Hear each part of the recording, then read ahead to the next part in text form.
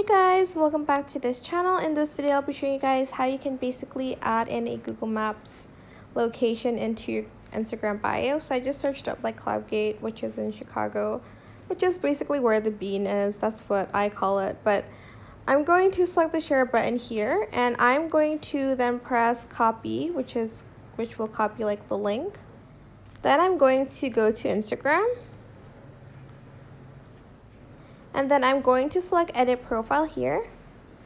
Then I'm going to select links, add external link, and then just paste it and then name whatever you want here. Maybe it's like the location of your shop. Then press done. And then if you go back to your bio, it'll show your the link here. And that's it. I hope this tutorial was helpful for you guys. Don't forget to like, comment, share. Also subscribe to this channel if you haven't done that already. If you have any more questions, just leave it in the comment section down below. I will try my best to answer them all for you guys. And if you found this video helpful, please click the thanks button above the description box down below. Thank you so much for watching. Bye.